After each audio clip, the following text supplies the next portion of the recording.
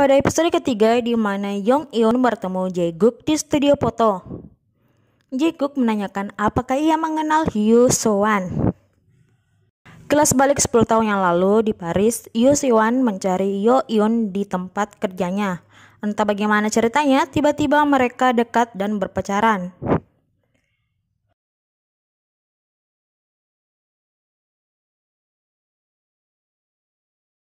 Jae-gyun menanyakan bagaimana kamu mengenalnya. Yo Eun diam dan sesi pemotretan segera dimulai karena para model telah masuk.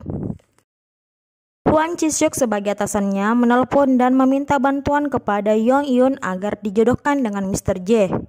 Kemudian Hwang Ji-suk menemui Do-han agar ia dapat membawa Mr. J untuk wawancara. Ji-suk memberitahu ayahnya ia akan mengundang Mr. J untuk wawancara, tapi Yong Eun agak keberatan. Tapi mau bagaimana lagi, ini suruhan atasannya. Do-hun menelpon Ji-suk untuk mencocokkan jadwalnya dengan Mr. J. Mr. J awalnya tidak mau, tapi ia mendengar nama Yong Eun disebut, maka Mr. J menerima tawaran tersebut. Jae-guk atau Mr. J itu akhirnya bertemu dengan Yong Eun di sebuah restoran yang telah disepakati. Jae-guk lagi-lagi membahas So-wan, namun Yong Eun tidak menanggapinya. Ia hanya ingin menyelesaikan pekerjaannya. Walaupun Jung-gaek bertanya, apakah kamu tidak penasaran hubunganku dengan So-wan? Tiba-tiba Hwang Ji-suk datang. Yong Eun yang pamit pulang tapi dicegah oleh Ji-suk yang menyuruhnya makan sebelum pergi. Ia makan di tempat yang berbeda. Mr. J terus memandangi Yong Eun walaupun di depannya ada Ji-suk. Yong Eun pulang ke rumahnya. Ia menyibukkan diri dengan membersihkan toiletnya. Tiba-tiba bel rumahnya berbunyi. Di luar ternyata sudah ada Ji-suk yang mabuk. Ketika pintu dibuka, Mr. J yang terlihat. Ji-suk dibopong oleh Do-hyun dan suami Mi-suk. Do-hun mengaku seleranya sama dengan Yong Eun, tapi ia kurang suka dengan lukisan itu. Ji-suk menambahkan kalau lukisan itu sangat berarti buat Yong Eun. Bahkan jika ia sedih, dia akan menatap lukisan itu.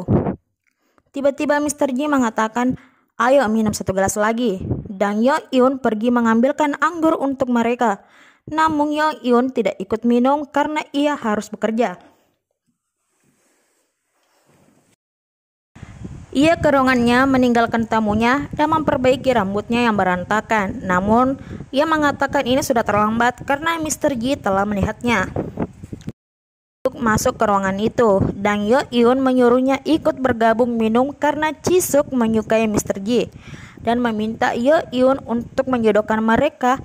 Tentu saja ia harus melakukannya karena ia tak mau kehilangan pekerjaannya. Mr. J kembali membahas So-wan. Mr. J tak menyangka kalau ia mempermainkan So-wan.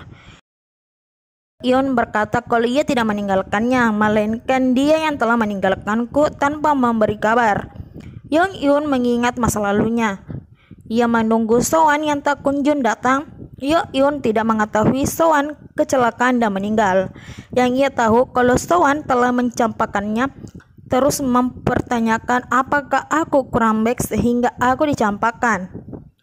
Ji-suk berteriak-teriak meminta es batu kepada Yong Eun. Yong Eun pun pergi meninggalkannya, namun kayaknya ia tidak fokus sehingga es itu berjatuhan. Mr. J mengambilkannya dan mengajak rekannya untuk pulang. Do-hyun mengantar Ji-suk pulang, sedangkan Mr. J beralasan pulang ke studio. Ia kembali ke apartemen Yo Eun. Mr. J menekan bel, tapi Yong Eun tidak segera membukanya. Setelah sekian lama, baru ia membukakan pintu untuk Mr. J ini. Ketika pintu dibuka, Mr. J langsung masuk dan mencium Yo Eun dan menerima ciuman Mr. J karena sesungguhnya ia menginginkannya. Namun otak berkata ia harus menjauh agar karirnya tidak hancur. Ketika hati otak tidak sejalan, itulah yang ia rasakan. Tapi mereka terus melanjutkan ciuman mereka. Ketika pulang, Mr. J melihat Do-han tidak seperti biasanya. karena telah terjadi insiden ketika ia mengantar pulang Ji Seok. Ternyata mereka berciuman di atas taksi itu.